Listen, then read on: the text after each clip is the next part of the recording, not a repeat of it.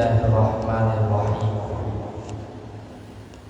الحمد لله رب العالمين والعاقبة للمتقين والصلاة والسلام على أشرف الأنبياء وسيد المرسلين وعلى آله وأصحابه وأتباعه وأهل بيته أجمعين أما بعد.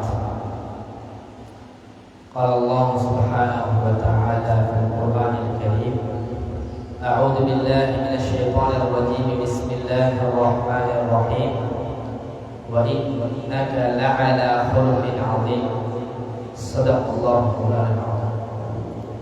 نرجو إن شاء الله.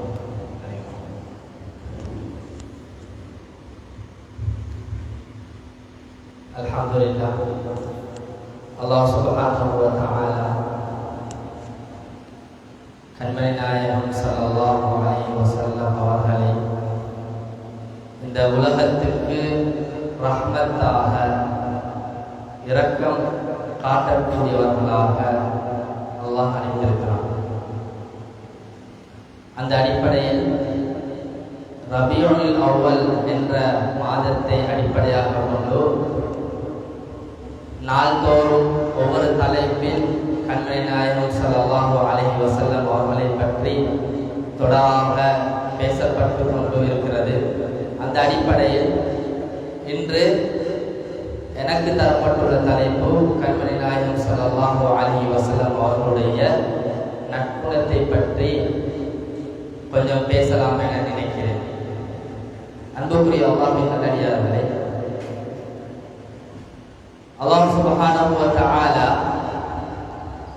கண்மணி நாயகம் ஸல்லல்லாஹு அலைஹி வஸல்லம் அவர்களை அது மாத்திரமல்ல சஹாபாக்களும் உட்பட என்ன சொன்னார்கள்?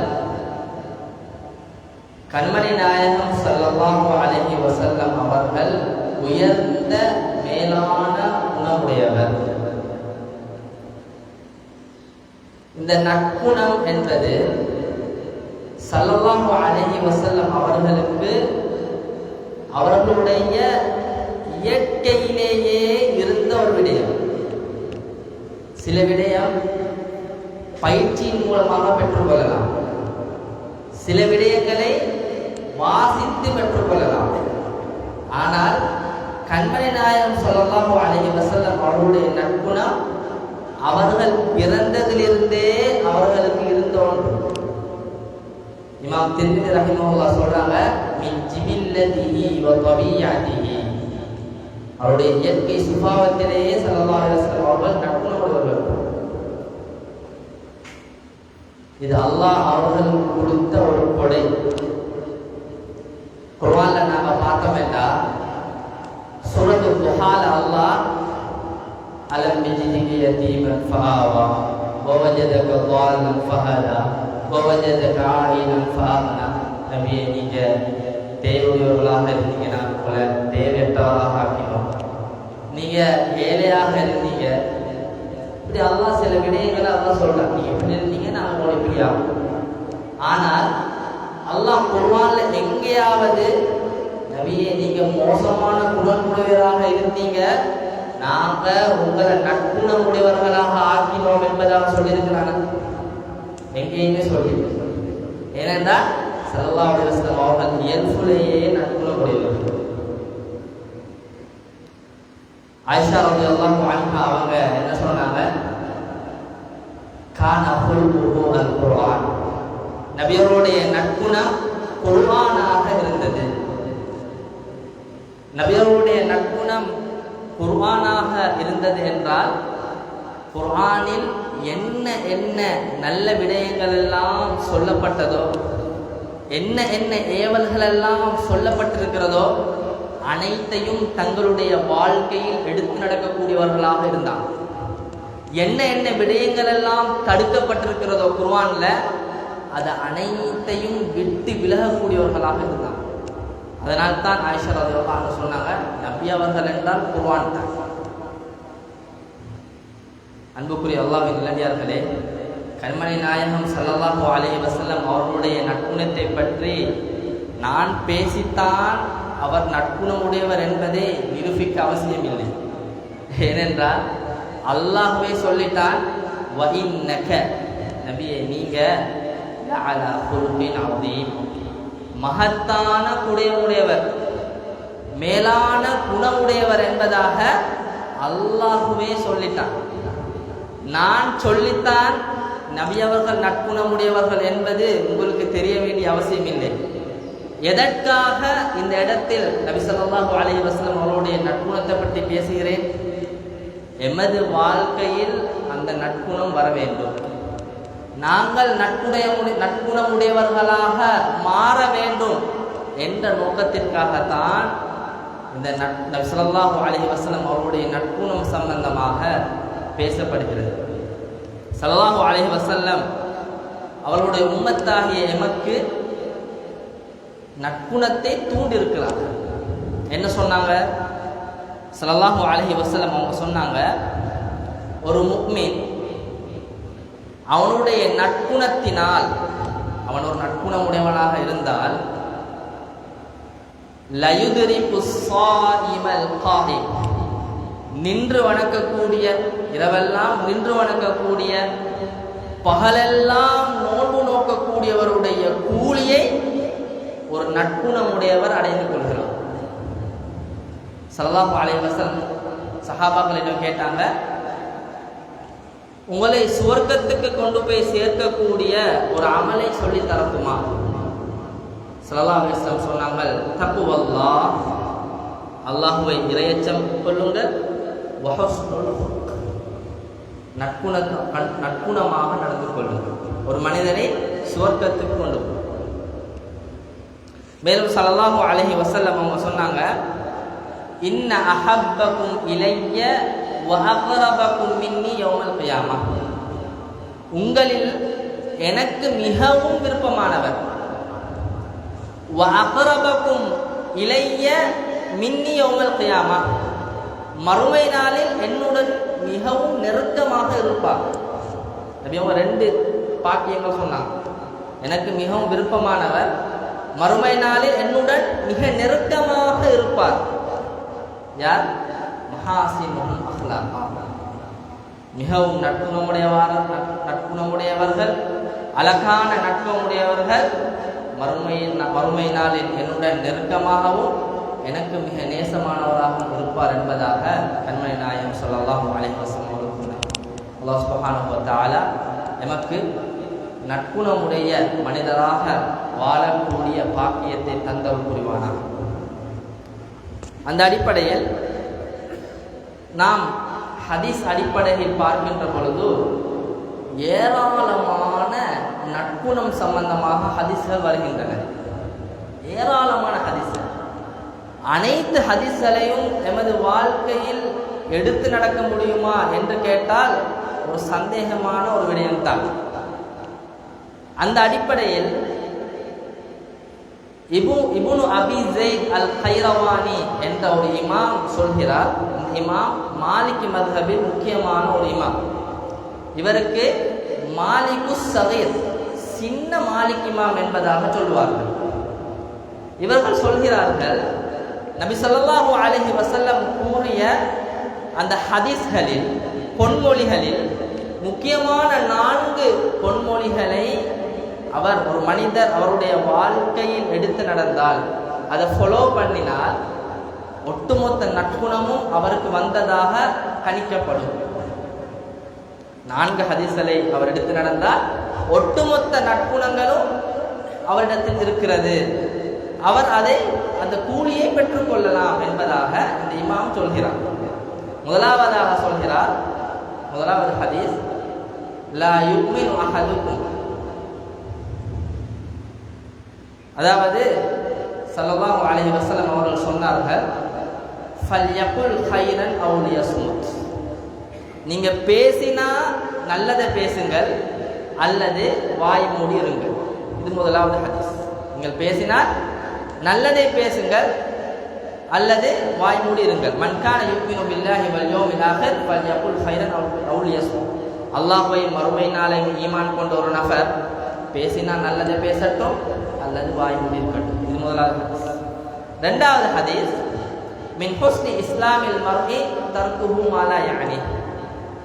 ஒரு மனிதனுக்கு இஸ்லாத்தில் மிக சிறந்த காரியம் அவனுக்கு தேவையில்லாத விடயங்களை விட்டுவிடுவது, அவனுக்கு சம்பந்தம் இல்லாத விடயங்களை விட்டுவிடுவது, பிறருடைய விடயத்தில் தலை போடாமல் இருப்பது. இது இரண்டாவது ஹதீஸ்.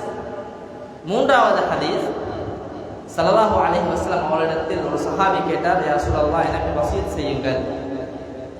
அவர் ஸல்லல்லாஹு அலைஹி வஸல்லம் கிட்டத்தட்ட 3 தடவைகள் சொன்னாங்க, லா தக்தப் லா தக்தப் லா தக்தப், கோபப்பட வேண்டாம், கோபப்பட வேண்டாம். இது மூன்றாவது ஹதீஸ்.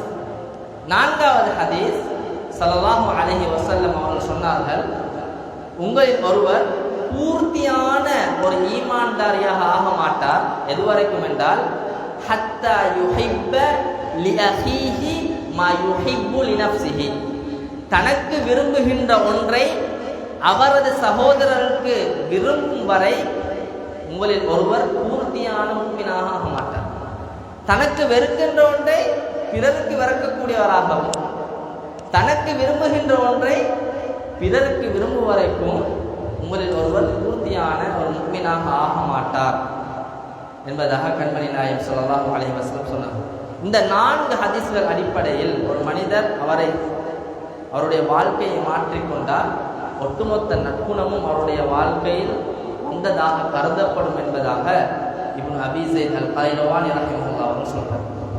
அந்த அடிப்படையில் அன்புக்குரிய அல்லாஹ்வின் நல்லடியார்களே, குறுகிய நேரம் எல்லா விடயங்களையும் சொல்ல முடியாது.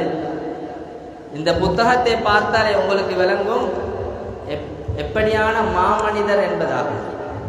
ஒரு மனிதரை பற்றி இன்னொரு அவருடைய நண்பனிடத்திலேயோ அவருடைய மனைவிடத்திலே கேட்டால் ஷோர்ட்டாக ஒரு வார்த்தையில அவருடைய ஒட்டுமொத்த நற்குணத்தை சொல்லி முடிச்சிருவான். ஆனால் பெரும் அளவு புத்தகத்தில் கண்மணி நாயகம் ஸல்லல்லாஹு அலைஹி வஸல்லம் அவர்களை பற்றி சொல்லப்பட்டிருக்கிறது என்றால் அவர் எவ்வளவு மகத்தான ஒரு மாமனிதராக இருந்திருப்பார். அதுதான் அல்லாஹ் சுப்ஹானஹு வ தஆலா சொல்கிறார், லகத் கான லகும் ஃபீ ரசூலில்லாஹி உஸ்வத்துன் ஹஸனா, உங்களுடைய ரசூலிடத்தில், அல்லாஹ்வுடைய தூதரிடத்தில் அழகான முன்மாதிரிகள் இருக்கிறது என்பதாக அல்லாஹ் சுப்ஹானஹு வ தஆலா குர்ஆனில் கூறுகிறார். அன்புக்குரிய அல்லாஹ்வின் நல்லடியார்களே, ஸல்லல்லாஹு அலைஹி வஸல்லம் அவர்களுடைய நற்குணம் சம்பந்தமாக வருகின்ற தலைப்புக்கு கீழால் கொஞ்சம் விடயங்களை பார்க்கலாம். முதலாவதாக, ஸல்லல்லாஹு அலைஹி வஸல்லம் அவர்கள் ஒரு கூட்டத்தில் மிகவும் மோசமான ஒரு மனிதர். அவர் மிக மோசமான ஒரு மனிதர் தான். அந்த மனிதர் ஸல்லல்லாஹு அலைஹி வஸல்லம் அவர்களை சந்திக்க வந்தால் ஸல்லல்லாஹு அலைஹி வஸல்லம் அவர்களை 2 விதத்தில் வரவேற்பார்கள். ஒரு மோசமான ஒரு மனிதர், ஒரு மோசமான ஒரு நபர்ண்டா நாங்கள் அவரோட பேசவே விரும்ப மாட்டோம். ஸல்லல்லாஹு அலைஹி வஸல்லம் செய்வாங்க என்றால் 2 விதத்தில் அவரை வரவேற்பார்.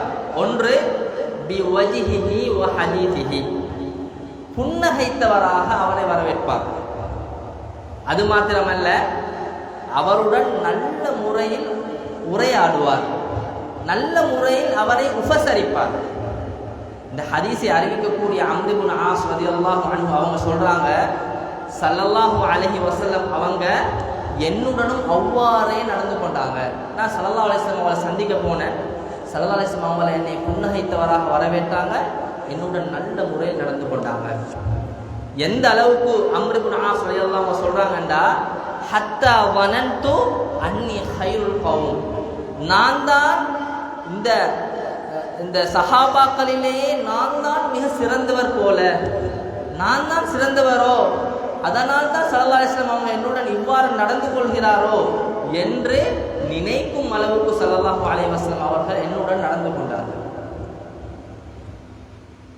ஸல்லல்லாஹு அலைஹி வஸல்லம் அவங்களிடத்தில் அம்ர் இப்னு ஆஸ் ரலியல்லாஹு அன்ஹு கேட்குறாங்க, யா ரசூலல்லாஹ், நான் சிறந்தவரா அபூபக்கர் சித்திக் ரலியல்லாஹு அன்ஹு சிறந்தவரா? ஏன் அந்த கேள்வியை கேட்குறாங்க? ஸல்லல்லாஹு அலைஹி வஸல்லம் நடந்த முறை அவர் நினைத்து விட்டால் நான் தான் மிக சிறந்தவராக இருக்கலாம். அந்த அளவுக்கு நல்ல முறையில் அவரோடு நடந்து கொண்டாங்க.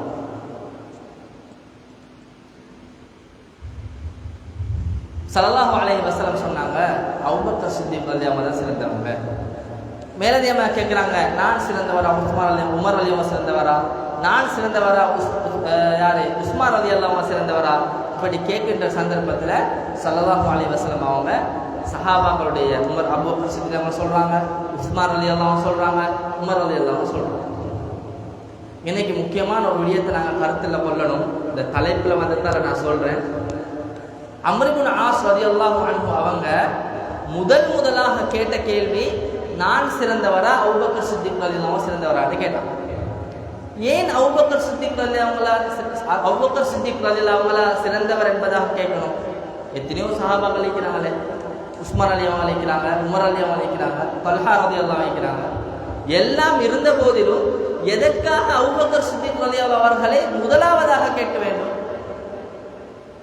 ஹதீஸுல் உலமாக்கள் சொல்றாங்க, ஒட்டுமொத்த சஹாபாக்களும் ஏற்றுக்கொண்ட ஒரு விடயம்தான் அபூபக்கர் சித்திக் ரலியல்லாஹு அன்ஹு அவர்கள் தான் நபிக்கு பின்னால் மிக சிறந்த ஒரு மனிதர் என்பதாக அனைத்து சஹாபாக்களும் ஏற்றுக்கொண்டிருந்தார்கள்.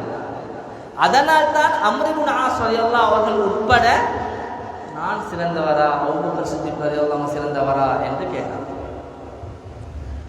இரண்டாவது ஹதீஸ், அனஸ் இப்னு மாலிக் ரலியல்லாஹு அன்ஹு அவர்கள் சொல்கிறார்கள், ஸல்லல்லாஹு அலைஹி வஸல்லம் அவர்களுக்கு 10 வருடங்கள் பணிவிடை செய்த ஒரு சஹாபி ஸல்லல்லாஹு அலைஹி வஸல்லம் அவர்களிடத்துல 10 வயதில் வந்து சேர்றாங்க. 20 வயது வரைக்கும் ஸல்லல்லாஹு அலைஹி வஸல்லம் அவர்களுக்கு பணிவிடை செய்கிறாங்க. அனஸ் இப்னு மாலிக் ரலியல்லாஹு அன்ஹு அவங்க சொல்றாங்க, ஸல்லல்லாஹு அலைஹி வஸல்லம் அவங்க ஹதம்து ரசூலுல்லாஹி ஸல்லல்லாஹு அலைஹி வஸல்லம் 10 சினீன், ஸல்லல்லாஹு அலைஹி வஸல்லம் அவர்களுக்கு நான் 10 வருடங்கள் பணிவிடை செய்தேன். எத்தனை வருடங்கள்?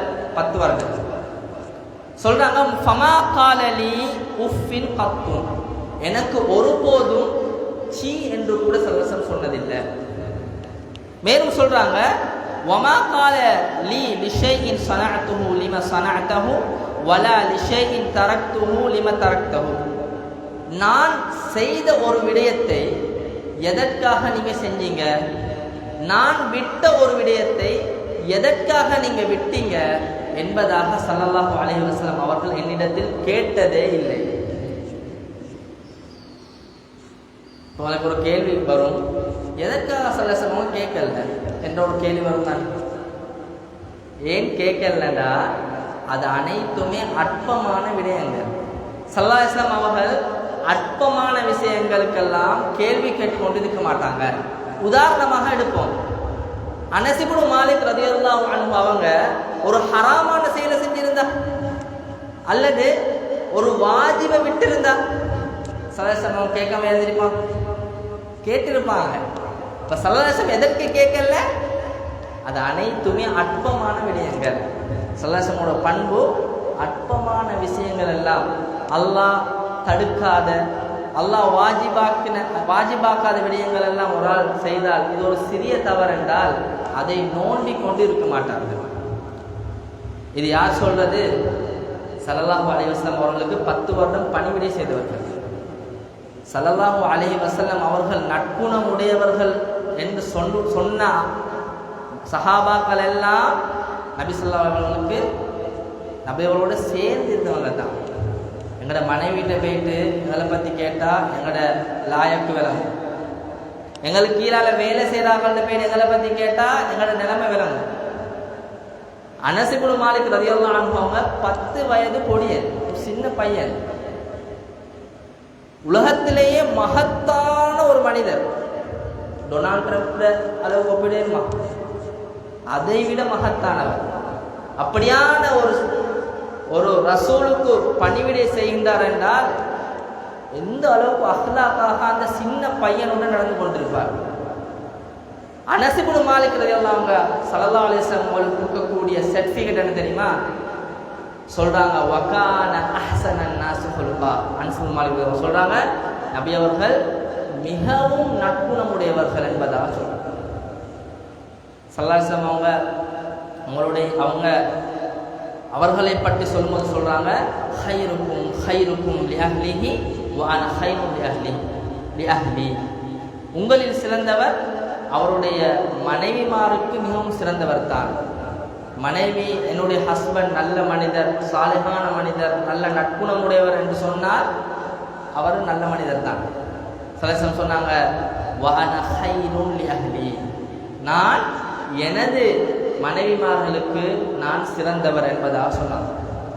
ஆக அன்புக்குரிய அல்லாஹ்வின் நல்லடியார்களே, இறைநேசர்களே, அல்லாஹ் சுப்ஹானஹு வ தஆலா எமது வாழ்க்கையில் நற்குணம் என்ற சிறந்த செயலை எமது வாழ்க்கையில் தர வேண்டும். அந்த செயலின் மூலமாக நாங்கள் சொர்க்கத்துக்கு செல்வதற்கு ஒரு காரணமாக அது அமைந்திருக்கிறது. அல்லாஹ் சுப்ஹானஹு வ தஆலா எங்களுக்கு அழகான நற்குணங்களை தர வேண்டும். ஸல்லல்லாஹு அலைஹி வஸல்லம் அவங்க அல்லாஹ்விடத்தில் கேட்டார்கள், அல்லாஹும்ம ஹ்தினி லி அஹ்ஸனில் அஹ்லாக், யா அல்லாஹ் எனக்கு அழகான நற்குணங்களை தந்துவிடு. மேலும் சொன்னாங்க, அல்லாஹும்ம கமா அன்த ஹஸ்ஸன்த ஹல்கி ஃபஹஸ்ஸின் குலுகி, யா அல்லாஹ் என்ற தோற்றத்தை நீ அழகாக்கினதை போல என்னுடைய வெளி தோற்றத்தை நீ எப்படி அழகாக்கினாயோ அதே போல் என்னுடைய குணத்தையும் அழகாக்கிவிடு என்ற துவாக்கள் எல்லாம் ஸல்லல்லாஹு அலைஹி வஸல்லம் அவர்கள் கேட்டிருக்கிறார். நாங்கள் அல்லாஹ்விடத்தில் அந்த நற்குணங்களை கேட்டு அல்லாஹ்விடத்தில் துவா கேட்கக்கூடிய வளமை கொண்டவர்களாக நாங்கள் மாற வேண்டும். அல்லாஹ் சுப்ஹானஹு வ தஆலா எங்கள் அனைவரையும் கபூல் செய்து கொள்வானாக. وآخر دعوانا أن الحمد لله رب العالمين.